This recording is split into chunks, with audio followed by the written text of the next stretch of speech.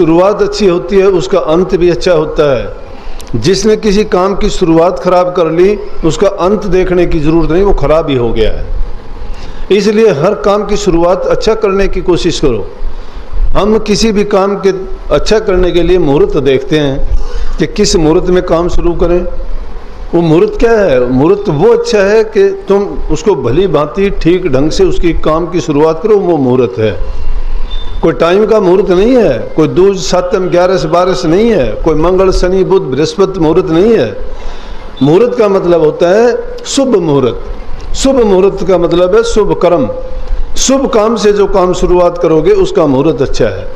और जिसने शुरुआत में ही सब कुछ अपना खराब कर लिया है वो मुहूर्त ही खराब हो गया ना। तो समय चाहे कितना ही अच्छा क्यों ना हो। अब शुभ मुहूर्त की बात सुनो। वशिष्ठ से महासुर ज्ञानी लिख लिख लगन धरे, सिया हरण मरण दशरथ कर बण बण राम फिरे। बड़ा अच्छा मुहूर्त देखा था वशिष्ठ मुनि ने। रामचंद्र जी को राज्य अभिषेक होना था, लेकिन हुआ क्या? माता सीता श्री रामचंद्र जी को वनवास मिला। क्यों मुहूर्त खराब हो गया? वो वशिष्ठ जी तो उनके कुल गुरु थे, त्रिकालदर्शी थे। अच्छे से अच्छा मुहूर्त देख के उन्होंने बताया था, फिर वो अच्छा होना था, वो बुरा क्यों हुआ? और जब बुराई हो गया तो उसका अंत देखो, कभी अच्छा नहीं हुआ, बुराई होता चला गया। जंगल में गए, माता सीता को दुष्ट रावण लेके चला गया। उसकी खोज में श्री रामचंद्र जी भागते घूमते रहे। कितने कष्ट उठाने पड़े, माता सीता को कितने कष्ट उठाने पड़े। मुहूर्त खराब हुआ इसलिए हुआ नहीं है।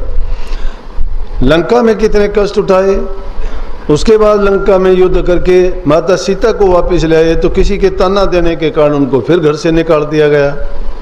श्री रामचंद्र जी को एक पल का चैन नहीं मिला। जब ऐसे ऐसे महापुरुषों ने मुहूर्त देख के भी काम किया और फिर भी वो गलत क्यों हुआ? इसलिए मुहूर्त अच्छा कौन सा है? जिस मुहूर्त की शुरुआत अच्छी होती है वो मुहूर्त होता है। और वो कब होगा? जब हमारे मन के विचार अच्छे होंगे, जब हम किसी काम को प्रसन्नचित होकर करेंगे, जब हम किसी काम को एकाग्रचित होकर करेंगे। ये तो दुनियादारी के कामों की बातें हैं। तो हम अपना मुहूर्त तो उसी दिन बिगाड़ लेते हैं। रोजाना सुबह उठते नहीं हैं, ब्रह्म मुहूर्त में सो के जाग गए, कर स्नान भजन में लग गए। और मूर्ख उस इंसान को कहते हैं जो उस समय में सोता रहता है। जो इंसान सूरज की किरण फूटने से पहले उठ जाता है, उसके पूरे दिन अगर उठ के देखोगे तो आपके अंदर वो चुस्ती दुरुस्ती और हर प्रकार से आप बहुत अच्छे मन से अच्छे विचार वाले दिन और समय गुजरता है। लेकिन उसके बाद उठते हो तो पूरा दिन तुम्हारा हाथ मुंह पर होता है, मुंह फाड़ते रहते हो, उबासी पे उबासी आती रहती है। चाहे कितने भी ज़्यादा सो लेते हो, लेकिन सूर्य की किरण फूटने के बाद या सूर्य उदय होने के बाद जो इंसान उठते हैं उनके घर में सुस्ती का जमावड़ा हो जाता है। काल उसके घर में प्रवेश करना शुरू करता है, चाहे वो कितना। लेकिन हम क्या करते हैं? देखा देखी का काम है। हम उसको फैशन मानते हैं, उसको सभ्य मानते हैं, उसको मॉडर्न मानते हैं, आदर्श मानते हैं उसको, कि आजकल के युग में ऐसा ही करते हैं। लेट उठना अच्छी बात है, रात को देर से सोना फैशन है। अरे अगर ऐसा होता तो परमात्मा जो है रात बनाता ही नहीं, या वो ऐसी बना देता कि 12-1 बजे के बाद रात शुरू होती, लेकिन नहीं होती। जो रात यहाँ हिंदुस्तान में 7 बजे होती है, कहीं वो 10 बजे होती है, कहीं 12 बजे होती है, कहीं 11 बजे होती है, कहीं 2 बजे होती है। हर देश के लिए अलग अलग निश्चित कर दी। वहाँ का जलवायु अलग है, वहाँ के भौगोलिक परिस्थितियाँ अलग हैं। तो रचनाकार ने जो काम किया था उसके तो विरुद्ध चलते हैं, फिर दोष किसको देते हैं? तो इसलिए सुबह का उठना सबसे अच्छा होता है। जल्दी उठ के प्रभु की भक्ति में जो इंसान करता है, सारे काम करने से पहले शुरुआत उसके नाम से करो जो पूरी दुनिया को रिजक देता है, पूरी जीव जंतु को 84 लाख के योनियों की सबकी पूर्ति करता है, सबका लालन पालन, सबका ख्याल रखने वाला। और उसको हम एक पल के लिए भी जब याद नहीं करते तो फिर हमारे अच्छे विचार होने का तो सवाल ही नहीं है। तो हमारा शरीर भी बिगड़ता है, ख्यालात भी बिगड़ते हैं, रोग बीमारियां घर कर लेते हैं और हर काम में फिर हम पीछे हट जाते हैं, पीछे चले जाते हैं, आगे नहीं बढ़ पाते। तो हमें ये चाहिए कि चाहे कितना भी ज़रूरी काम क्यों ना, हर काम को छोड़ के भी प्रभु की भक्ति करनी चाहिए।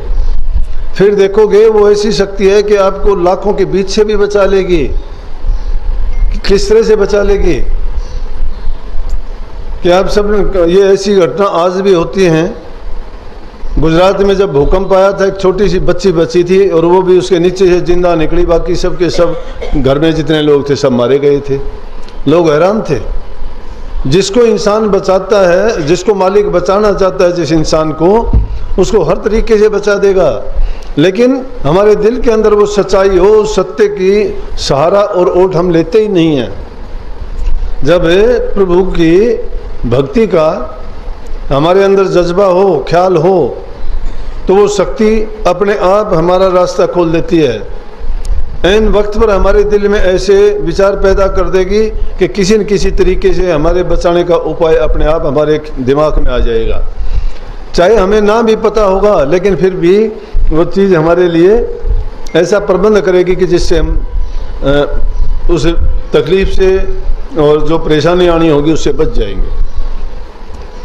गुप्त रूप से वो शक्ति हमारी मदद करती है। तो उस गुप्त शक्ति को पहचानने के लिए गुप्त रूप से ही एकांत में जब उसको खोजने की कोशिश करते हो, प्रभु से अगर तुम सवाल करो कि मुझे दर्शन दे दो, तो वो कहेगा तुम दर्शनों के लायक तो बनो, दर्शन तो मैं दूंगा। तुम उससे कुछ मांगोगे तो वो जबान से ही बोल के नहीं बताता, अपने आप से ही पूछ लिया करो, क्या मैं इस लायक हूँ प्रभु कि आपसे मैं कुछ याचना करूँ। क्योंकि आपसे जब पूछोगे तो आपको अपनी कमी याद आएंगी। हम तो दोष पराये देख कर चले हसंत हसंत, अपने याद ने आमिता का आद न अंत। दूसरों के ऐबों को तो देख के हम बड़े हंसते हैं, मजाक उड़ाते हैं, लेकिन अपने कभी याद नहीं आते मेरे अंदर क्या दोष है। अपने दोषों को देखेंगे और अपने से सवाल करेंगे कि मेरे साथ ये क्यों घटित होता है। हम सिर्फ दोष निकालना जानते हैं, अपने दोषों को देख के उनको सुधारना नहीं जानते। जो इंसान अपने दोषों को देख लेता है तो समझो कि वो पक्का याचक बन जाता है। हम तो चतुराई बरतते हैं, उस चीज को एक तरफ रख के और फिर प्रभु से मांग करते हैं। इस तरह से नहीं चलता। इंसान चाहे बुद्धिमान है, लेकिन वो बुद्धि उसको बर्बाद करने के लिए नहीं है। जिस बुद्धि को तुम डिस्ट्रैक्शन के काम, तबाही के काम में लगाते हो, उसको तुम अच्छा करने के काम में क्यों नहीं लगाते। अगर अच्छा काम करने में लगाओगे तो वो तुम्हें आपको सगुन देगा, दिल में खुशी देगा, दूसरे के लिए भी वो सुखदायक और लाभकारी होगा। लेकिन हम क्या करते हैं, हम सिर्फ अपना ही लाभ चाहते हैं, अपना ही सुख चाहते हैं। जो दूसरे को सुख नहीं देना चाहता उसको सुख कभी नहीं मिल सकता। अगर तुम खुद के लिए सुख चाहते हो तो अपने सुख को छोड़ के दूसरे को सुख भी तभी दे सकता है इंसान जब अपने सुख को त्याग देता है। हम तो अपने ही सुख की कोशिश करते हैं, अपना सुख त्यागना कहाँ का। जब तक कोई किसी चीज को त्यागता नहीं उसको मिलता नहीं है कुछ भी। जैसे एक महात्मा ने अपने शिष्य को कहा, रोजाना उसके पास बैठता उठता था,